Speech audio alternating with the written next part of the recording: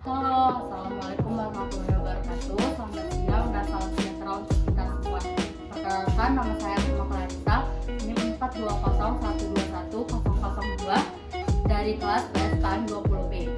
Di sini saya akan mengaplikasikan cara penggunaan alat penguji senyawa polar dan non-polar. Ikatan kovalen. Ikatan kovalen adalah ikatan antar atom non-logam yang terjadi melalui pemakaian pemasangan elektron bersama. Ikatan kovalen berupa ikatan kovalen polar dan ikatan kovalen non-polar. Sifat kepolaran ikatan dipengaruhi oleh perbedaan keelektronegatifan.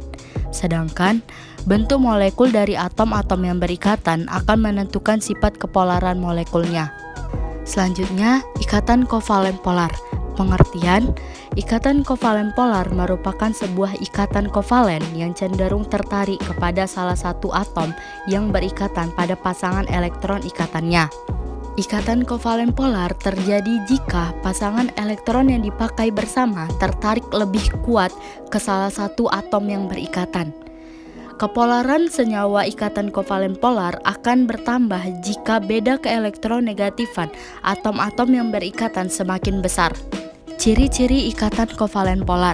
Yang pertama, dapat larut dalam air dan pelarut polar lainnya. Yang kedua, memiliki kutub positif dan kutub negatif, disebabkan tidak meratanya distribusi elektron. Yang ketiga, memiliki pasangan elektron bebas. Contoh ikatan kovalen polar adalah 1.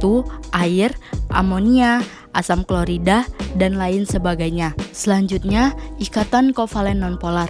Pengertian, ikatan kovalen nonpolar merupakan sebuah ikatan kovalen yang pasangan elektron ikatannya tertarik sama kuat ke arah atom yang berikatan.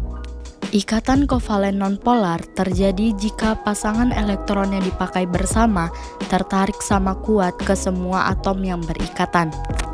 Ciri-ciri ikatan kovalen nonpolar. Yang pertama, tidak dapat larut dalam air dan pelarut polar lainnya. Yang kedua, tidak memiliki kutub positif dan kutub negatif yang disebabkan meratanya distribusi elektron. Yang ketiga, tidak memiliki pasangan elektron bebas. Contoh ikatan kovalen nonpolar yaitu hidrogen, nitrogen, oksigen, dan lain sebagainya. Adapun alat dan bahan yang digunakan untuk pembuatan alat penguji senyawa polar dan nonpolar ini, yang pertama, alatnya ada kayu, triplek, magnet, botol, paku, penggaris, gelas, dan martil. Dan bahan yang digunakan adalah air, cuka, minyak, dan air gula. Adapun rancangan pembuatan alat uji senyawa polar dan nonpolar ini, yang pertama, persiapkan alat dan bahan.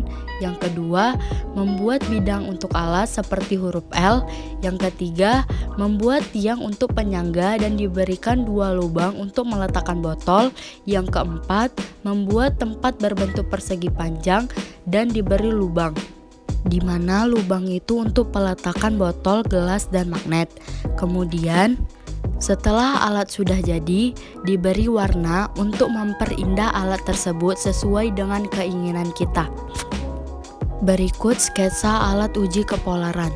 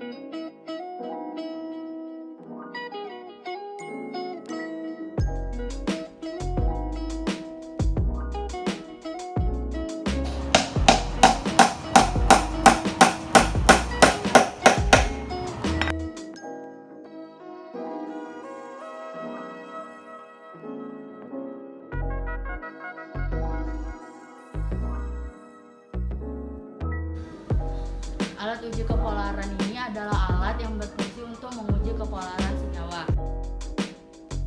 Selanjutnya, deskripsi alat, di mana alat ini berbahan dasar dari triplek dan juga kayu. Alas alat ini berbahan dasar dari triplek dan tiang ini berbahan dasar dari kayu. Di mana ada dua lubang.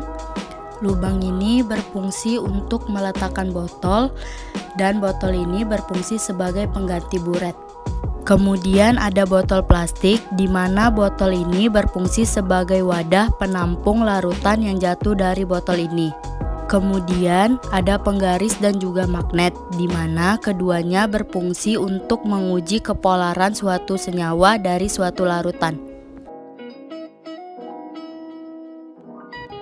Selanjutnya kita akan langsung melakukan aplikasi dari penggunaan alat tersebut.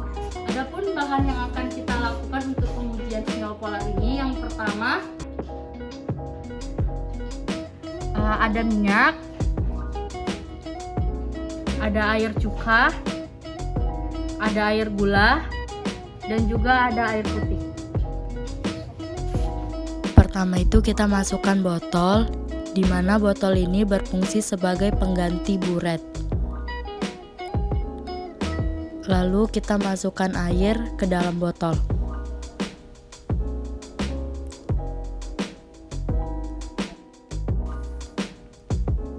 Larutan berbelok ke arah penggaris yang menandakan larutan ini bersifat polar. Selanjutnya kita masukkan larutan gula.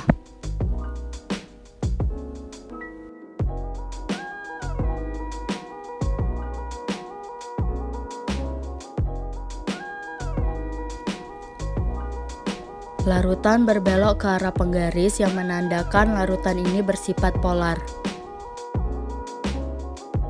Selanjutnya kita masukkan larutan cuka.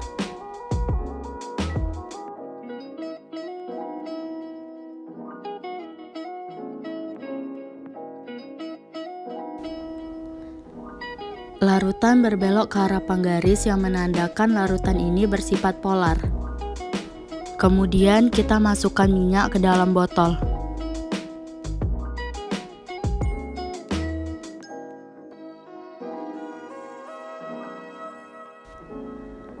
Larutan ini tidak berbelok ke arah penggaris yang menandakan larutan ini bersifat non-polar. Dari hasil percobaan yang dilakukan, ada 4 larutan yang diuji dan terdapat 3 larutan yang dapat ditarik oleh penggaris, yaitu air, air gula, dan air cuka, yang mana menandakan bahwa ketiga larutan tersebut bersifat polar. Dan pada larutan minyak, tidak dapat ditarik oleh penggaris yang menandakan bahwa larutan tersebut bersifat non-polar. Media ini atau alat ini sangat cocok dan efektif untuk kita melakukan percobaan menguji suatu kepolaran senyawa. Dan media ini sangat bernilai ekonomis untuk digunakan. Demikianlah penjelasan atau pengaplikasian alat uji senyawa polar dan non-polar. Jika ada kesalahan, saya mohon maaf. Sekian dan terima kasih. Assalamualaikum warahmatullahi wabarakatuh. Selamat siang.